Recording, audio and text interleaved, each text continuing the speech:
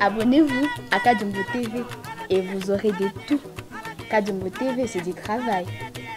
Abonnez-vous et faites abonner aussi les autres. Bonsoir, bandeko balingami ba Congolais oyo Nzambe atindelaki mabele ya Congo mbote na bino nyonso.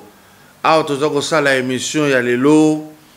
C'est avec beaucoup de peine que Nazako sala yango. Pourquoi? Parce que tout simplement nalandaki vidéo oyo Rubero asala ki pona ko éclaircir makambo yo président Joëla qui décision que to sursoir et loko wana ya Minembwe. Réponse ya Rubero na ko éviter ko tchaba vetere ko ya ko lekebele na émission ko ya na ko tcha ngo pe bokolanda azoloba asala ki likambo boye mu côté asala ki parce que basolola ki na conseil des ministres bandeko nanga ba tuti ba lukuta bankasi soki bosali attention te. Je comprends pourquoi problème basala ki pour montrer que ce n'est pas un meilleur peuple. Pourquoi alors bazu bokonzi na Rwanda? Pourquoi babomaki kuna na Rwanda po bafanda? Rubero zoloba ngai tosolola ki président de la République ayebaki nazwaki kutu mukanda pona bima pona kokende makambo etali la paix. Maintenant alobinde loko tokende kosala toke na ministre de la défense na ngai. Mais ce qu'il ne sait pas nous dire est que pour la paix on ne peut pas dépêcher ministre de la décentralisation. Je pense ministre intérieur patron yaba province nde alingaki kokende Gilbert Kankonde. De deux, ministre de la défense a kokaki koya parce que armée mutoya kotia moi ordre kuna nakati. Mais ça m'a étonné que ça soit lui, le Tutsi rwandais qui vit au Congo, a kende pour la paix. Pourquoi? C'est lui le chef de l'État? Non. Il est le patron de l'intérieur? Non. Il est le patron de la défense? Non plus. Mais regardez là où il y a le mensonge de Rubero. Il y a aussi le mensonge de Moïse Nyarugabo. Il y a une vidéo na kotia Nyarugabo. Si batinda ki bango oyo bakende kosa la paix et que la présidence de la République bazala qui informé et que la primature bazala qui informé lukuta da bango ezomona na wapi bayebi sibino bakende kotala makambo ya paix mais ba Rwandais oyo ya Minembwe bakosali nzembo o commune Minembwe e commune Minembwe bazoyimba na rappeur na bango basali na basi na bango bali bazobina na sia banzete. Nous avons les images. Est-ce que conseil des ministres oyo basali na tamu ke bakende kotala makambo ya paix nzembo ya Minembwe elandini ni bazobine lango ba dance basali biloko wana na studio ya Rwanda nde baye ko publier na Congo? Est-ce que Birubera ko concilier biloko mibale yo batindi yo pour la paix mais nzembo yembi nini? Tozana image ya pasteur rwandais azako prêcher koma Minembwe bakosala yango mboka monene bakotonga yango kitoko lokola bamona kara mikili ya bapoto na ba Amerika. Est-ce que Rubero peut nous dire que nous sommes pas sur là qui na conseil des ministres que ba pasteur ba te ya kaka Minembwe? Ce qui va bengue ministre de décentralisation, il décentralise que Minembwe. Non, il a menti. Batoyo batuti bazakala lukuta makasi font de la diversion. Bandeko botala ndenge na lingi na retracer lukuta ya batuti oyo. Baruberwa oyo na kochela bino vidéo. Il y a professeur Witt Moulongo. Tango azalaki chef secrétaire académique à l'université à Lubumbashi. Azaka na dossier mibale ya Ruberwa. Ruberwa rwandais, Ruberwa congolais. Vous voyez déjà que mutu ya boye eloko kobisa na munoko ezala ndengeni. Na otia image na créer angote. Na période ya ba président ya kala ya Rwanda bakaibanda bakolo mabele ba utu na koya ba tusi kokota na espace wana depuis kala babandaki déjà baye na bitumba bako bayaka po ba botolo ndenge mwami na bango azalaki kosala ndenge bakangaki Uganda baye kokanga lisusu na kote ya Rwanda pour s'installer dans Makasi. Et donc, bakoka kinde kolonga na Congo te. Tango ba utu batikali na pouvoir na bango ba longa ki ba empêcha ki ba tusi wana kosala makamba ya kosala. Bakai banda bakei to yeko koma na periode ya ba abiarimana ba tusi oyo bakima nde oyo memaki bisengimana awana Zaire tango izaki Zaire na RDC tango izaki Zaire jusqu'à convaincre Mobutu a komisa bisengimana dirkab na ye barande tu balandiye na ba miko yo ba ko sala telecel ba ko tisi ba machine ya IBM ba ko mo contrôler même pas si oyo tout ya munene Mobutu muto installaka yango système bancaire banque centrale ba installa na ba touti Mobutu atiki ba congolais il fallait appeler ça tabato Équateur il l'a pas fait après ça bango ba installer biloko tout ya ba banque nyonso wana balobi to kimi po bazobo mabiso na Rwanda. C'est-à-dire ba tuti ba na Rwanda ba kuti ba utu ba lingi ba dominer ba freiner bango ba bimi lokola ba victime. Na mboka batu boyiko bimi lokola ba victime. Nde ba yiko fanda na Zaire période wana. Tango sikoyo Kagame wa fanda ki kuna na ba Museveni a longoli le utu Idi Amin Dada na Uganda ye tuti rwandais a koti ya komi président kuna na Uganda a formé Kagame kuna. Kagame pa ya beti coup d'état babomi a Biarimana Kagame a komi président de la République ya Rwanda. Mbala moko barande tout oyo bazalaki na RDC bayaki ketoye ba réfugié bazonga balobi tozu bokonzi batuti bazongi na Rwanda. Bolanda wana très bien. Bamusu batikalaka na Jekamini po na mbongo. Tango bazongi na Rwanda. Na événement oyo tango sikoyo ba Américain ba ko préparer Kagame pona kosila na Mobutu parce que mosala Américain yango wana ba ye kolongola Mobutu Laurent Désiré ba tie liboso po ba blanchir mouvement wana kokota ba koti ba ye kokota balobi nini balobi tozongi epai na biso na RDC bakendeki na Rwanda Kagame ndeko na biso akoti tozongi na Rwanda bakomi ba Rwandais Laurent Désiré Koyazo ya bakomi ba Congolais lisusu. Rappelez-vous le président Laurent Désiré Kabila dit ba Rwandais botosila nina bino bozonga na Rwanda ba Congolais batikala na Congo tobongisa mboka. Groupe nyonso ba Rubero wana banani bize makara nini bazonga. Nyarugabo non plus, Kabarebe non plus, Bougera non plus, Bizi Makara non plus, les Rugwisa, tout le monde.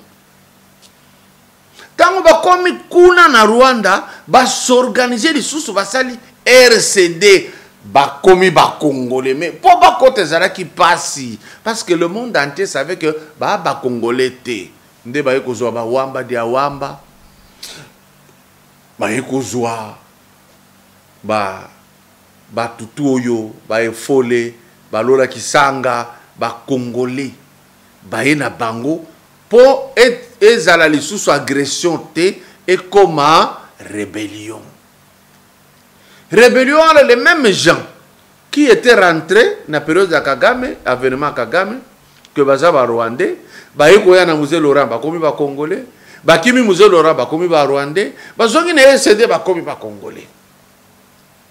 Nde oye ko sala ke Rubero ayeko koma ti vice-président de la République na buzoba na biso ba Congolais. Il a été soutenu na ba Congolais. Ba longoli na papa Etienne Tshisekedi ba tie pembeni ba tie Rubero vice-président de la République na mboka oyo. Nyonso na complot Belgique, France, États-Unis. Tango sikoyo batie nde réponse na lingina pesa Nyarugabo bokolanda ye na vidéo azoloba nous parlons de quoi soki tozaba congolais te pona nini tozo diriger na niveau ya likolo pona nini nga Nyarugabo na za député pourquoi toza na armée na banyamulenge bandeko bayokani batanga kana munoko na bango banyamulenge. C'est à nous de dire qu'il n'y a pas de banyamulenge ici. Biso peto sala effort. Il n'y a pas de banyamulenge, il y a Banyarwanda, il y a Banyarwanda. Il faut que tanga. Alors lelo oyo bakomi ba Congolais. Mais biso to zongisi maloba. Na maloba wana je voudrais na vidéo bokolanda place moko Nyarugabo azoloba biso banyamulenge tozwi ba massage tozokufa pour dire que bakufi na bitumba ya RDC bako kufa pamba te parce que baza ba Congolais faux Nyarugabo ba Congolais bakendaka kobunda na France contre l'Allemagne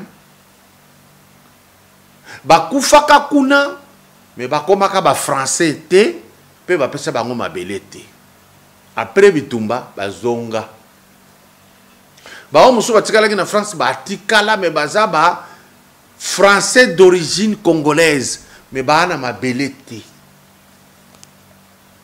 oye ya bino boye na bitumba na Laurent Désiré Kabila botikali bokomi ba Congolais vous voulez avoir une terre non ça ne peut pas se faire Nyarugabo. Ça n'existe nulle part. Les touti vous êtes aux États-Unis où il y a pour soutenir Bino. Ba pêche Bino ma belle mon côté que botiens na ba chef coutumier na ba bourgmestre au Minembwe. Il n'y en a pas. Boko kiko sala yangwa wate. Faute nyonso yo biso moko ba Congolais. Faute nyonso yo na Kivu. Il faut réfléchir plusieurs fois. Nyarugabo azoloba na vidéo bokolanda que Minembwe eze pa na biso nde tozalaka kaka wana bato bazalaki wana te. Oui Nyarugabo, aucun pays au monde bato ba habita tout bazala toujours na bazamba na bango eza vide.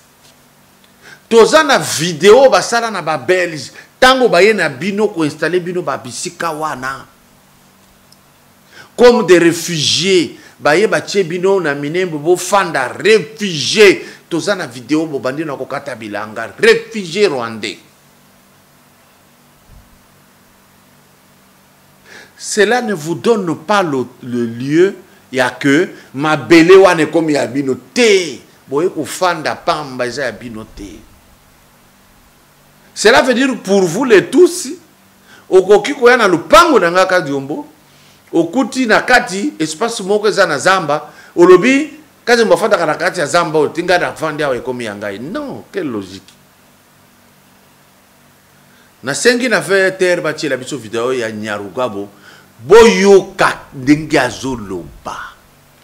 Na créer yango ti azoloba, azo insister que bango de bazalaki kaka wana et puis ba kivusie mususu ba bembe tout ce bazalaki na zamba wana te pour ye na RDC. Donc etikali ka ba kende na Brésil na Amazonie ba kuti place moko eza vide ba ko fande comme ya bango. Si c'est ça la logique, j'aimerais vous voir les tout. Vous êtes bisika belé na ba pays belé bozwa ma belete comme ya bino.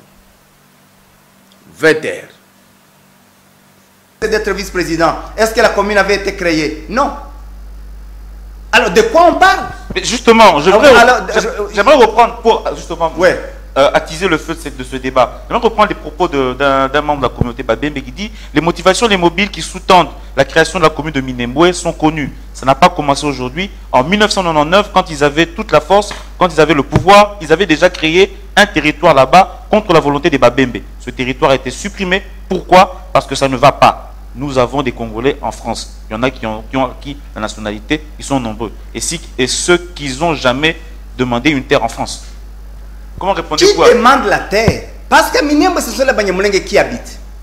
Avant la commune et après la commune, personne n'a déménagé. On n'a chassé personne. Les Babembe qui habitent à Minembwe, ils sont de la commune de Minembwe.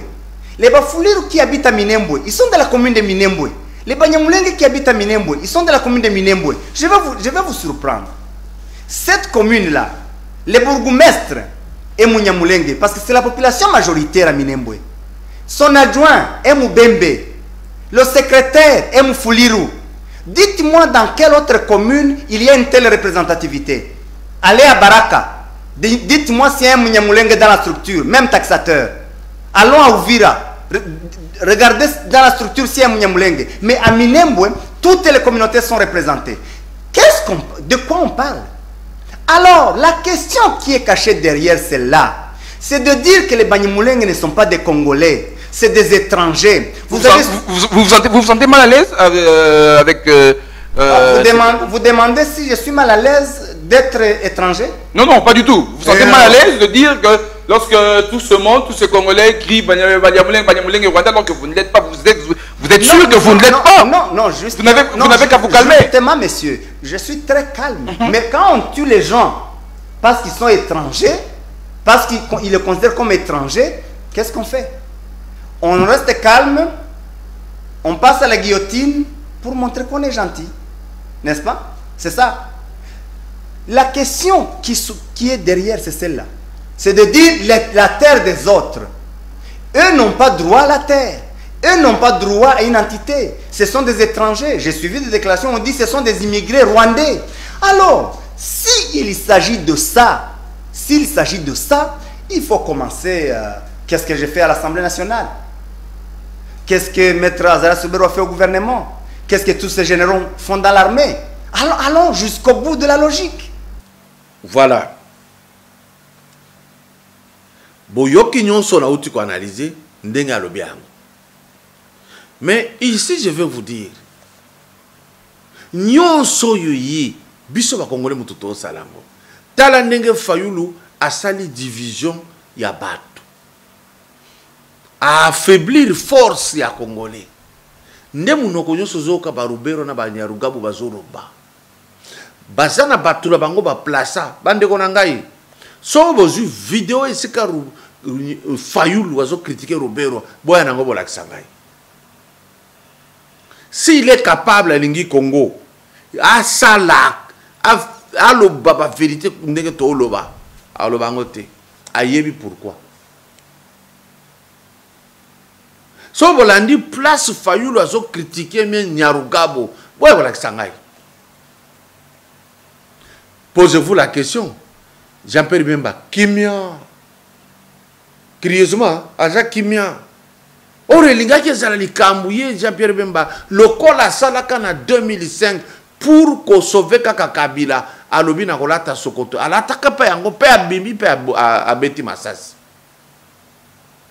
Maintenant que bato yo baza ko déclarer que wana eza mabele na bango Bemba calme, Moïse Katumbi calme, pas de déclaration Mouzito, rien. Voilà l'opposition qui ne se met pas debout pour le pays. Parce que comité le maka pour na pouvoir oyo et ça na président Félix. Ce qui les intéresse, c'est ça, pas autre chose. Le Congo n'est pas l'affaire de ses opposants. Et ça affaire na bangote. Kouloutou Valentin Moubake, Ozaraka Makasi, c'est votre même territoire, c'est votre, disons, province. Tout ce que Valentin Moubake dit, c'est critiquer la procédure Oyo, va respecter le président Félix selon notion du Conseil d'État. Mais se mettre debout, il y a que nous disons non, bah comme on le baba les Karaba TV, Valentin Moubake a fait Kimia. Tous les autres Congolais, la FCC, baza Kimia. Bah qu'on respecte biso dengeni. Robert Koloba na makasi na kanda yo sauté. Pourquoi? Pourquoi Nyaruga vous parle avec aisance? Bayebi biso. Mwana mboko boza koluka mwana mboka komi mokonzi lelo oyo tina peuple ya muke ba bimisa ba tia côté azoko bundisaka président Félix. Vous pensez avec ça vraiment vaincre? Vous pensez réellement vaincre avec ça? Est-ce que les Rwandais là ne suivent pas? Les Blancs qui soutiennent les tous ici n'entendent pas. Ils entendent. Et ils renforcent ces tous à prendre les Kivu. Bah Kivu, si sont vos télémités, vos fandis de la radio, de la télévision, vous aurez les 2 yeux pour pleurer. Parce que de toutes les façons, bah Moussous, bah dans la province na bango. Ça devrait être votre premier problème. Bah autorité na bido baza wa ibele ba o lobate s'il vous plaît. Biso tozo koloba loba. Je ne suis pas d'ici du Kivu. Je suis du Katanga. Vous comprenez? Je suis moi na Ilunga Mbidi.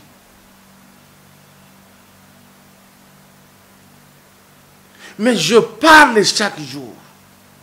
Est-ce que vous n'avez pas de Kivusiens capables de parler de ce problème? Vous n'avez pas de jeunes chez vous, vous n'avez pas de vieux chez vous, vous n'avez pas de ministres, vous n'avez pas de députés pour être si silencieux. Koloba kaka tango mon président de la République à Goma, ndeboyebi koloba, télévision radio izali. Vous ne parlez pas. Je vais vous montrer que si les Roubaix parlent avec force, c'est nous les Congolais. Dans ce qui veut être la biso, image du professeur Kalele Kabila.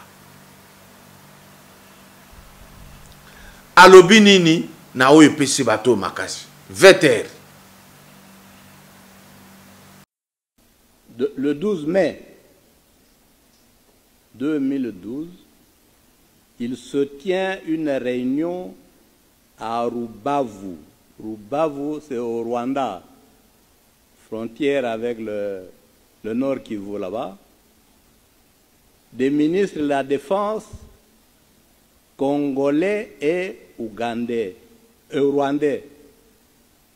Ils signent un accord.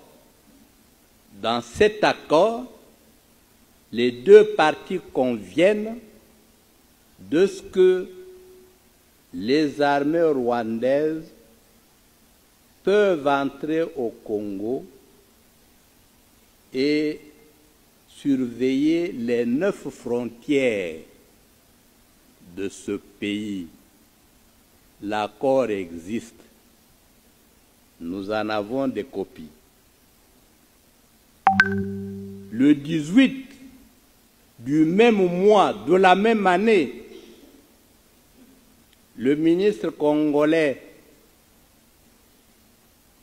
et le ministre rwandais des affaires étrangères se rencontrent à Kigali. Ils signent un accord. Dans l'accord, ils acceptent que les services de renseignement rwandais peuvent entrer au Congo, sillonner toute la République pour assurer la sécurité. Ils le font chaque jour. Nous avons accepté, pendant que nous dormons, les autres circulent, repèrent les sites miniers, contrôlent nos frontières, sillonnent tout le pays. Enfin, c'est-à-dire pour l'exposer, parce que les données, nous en avons à revendre. Vous connaissez le fameux accord du 23 mars 2009 entre le Congo et Kundabatware, le CNDP. L'accord reconnaît aux Rwandais le droit d'être congolais et de participer à la vie politique congolaise, d'être candidat et d'être élu. Nous avons signé cet accord. La partie congolaise a été représentée par M. Raymond Tshibanda, à l'époque ministre de la Coopération, et Obasanjo, qui était témoin de la communauté internationale, lui a posé 3 fois la question. Est-ce que vous acceptez de signer un tel accord? Il dit oui, 3 fois. Obasanjo a réagi, votre pays aura des problèmes. Vous voyez bateau bakende qui co-signé que Barwande babanda kokota loko la couteau ya moto na beurre. Vous êtes en train de condamner le président Félix pour rien ici. Quand on est un peuple malhonnête, on subit ça. Le président Félix a trouvé ça.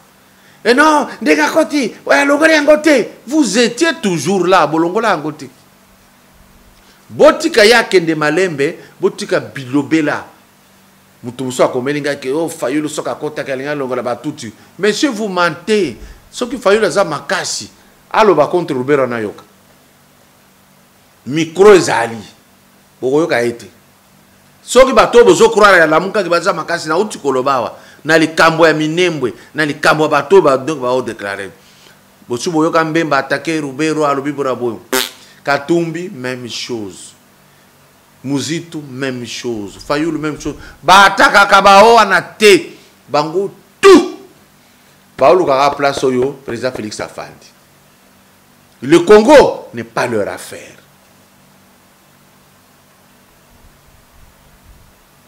Pourquoi? Un jour, Tokotunana, nous on parle.